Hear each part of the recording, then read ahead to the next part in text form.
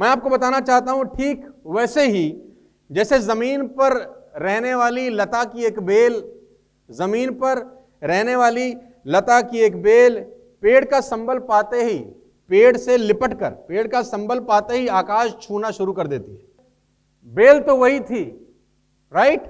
Bell तो वही थी, सामर्थ्य तो तब भी उसमें उतना ही था, ताकत तो उसमें तब भी उतनी ही थी जितनी पहली।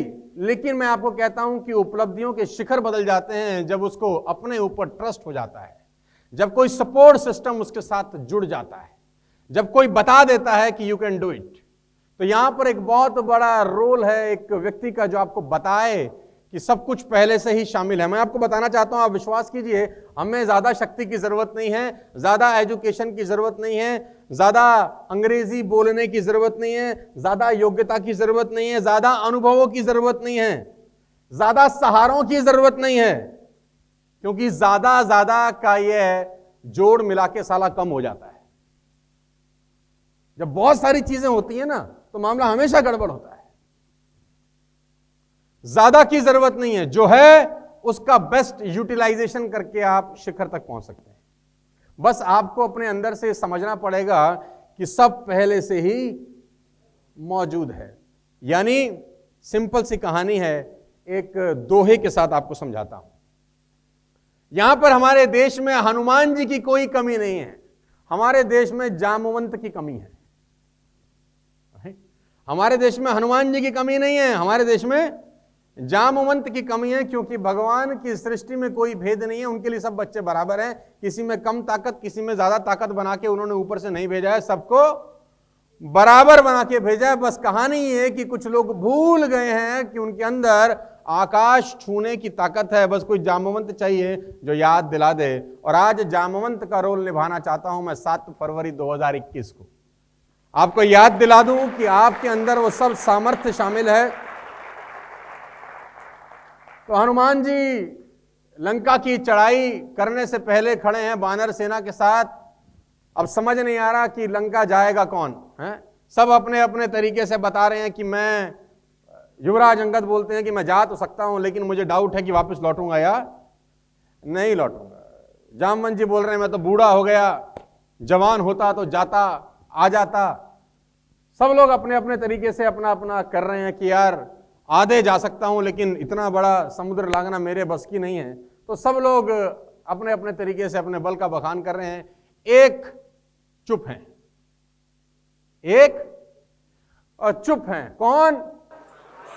श्री हनुमान जी चुप हैं, कुछ नहीं बोल रहे, सुन रहे हैं बस सबकी। तो जामवंत जी प्रवोक करते हैं, कहे रीचपति सनु हनुमाना, का चुप साध रहु बलवाना, पवन तनय बल पवन समाना, बुद्धि विवेक विज्ञान निधाना, कवन सो काज कठिन जग माही, जो नहीं होई तात तुम पाही, राम काज लगी तब अवतारा, सुनत भयउ पर्वताकारा। तो ये जामवंत जी प्रवोक कर रहे हैं किसको? और श्री हनुमान जी को। शक्ति पहले से है अंदर या बाद में डाली गई? पहले से है। यानी कोई ना कोई चाहिए जो प्रवोक करे, जो वो धूल हटाए। क्या लिखते हैं? जामवंत जी लिखते हैं, हिंदी में लिखा हुआ है, ऋषिराज जामवंत जी ने हनुमान जी से कहा, हे हनुमान, हे बलवान, सुनो, तुमने ये क्या चुप साध रखी है? तुम पवन के पुत्र हो, बल में पवन के समान हो, तुम बुद्धि विवेक और विज्ञान की खान हो, जगत में ऐसा कौन सा काम है जो तुम ना कर सको? राम जी के कार्य के लिए तुम्हारा अवतार हुआ है। ये सुनते ही हनुमान जी पर्वत के आकार के, और कहते हैं जिस पहाड़ पर पैर रख के हनुमान जी छलांग मारे लंका की तरफ, वो पहाड़ ही पाताल में समा गया। तो कुछ बाहर से लाने की जरूरत नहीं है, सब कुछ पहले से मौजूद है। 12 बरस के बाद महात्मा बुद्ध अपने घर लौटे। 12 बरस के बाद सिद्धार्थ घर छोड़ दिए, युवा अवस्था में शादी करने के कुछ समय के बाद यशोधरा को छोड़ के चले गए। 12 बरस के बाद घर लौटे। जब 12 बरस के बाद सिद्धार्थ घर लौटते हैं तो यशोधरा का दरवाजा खटखटाते हैं और भिक्षा मांगते हैं। यशोधरा दरवाजा खोलती है तो देखा तो सिद्धार्थ जो बुद्ध बन चुके थे, पहले तो बहुत गुस्सा हुई, बहुत चिल्लाई कि मुझे बता के क्यों नहीं गए, बिना बताए चले गए, क्योंकि रात में सोते छोड़ के चले गए थे। फिर एक सवाल पूछी बुद्ध से, और बड़ा जबरदस्त सवाल पूछी।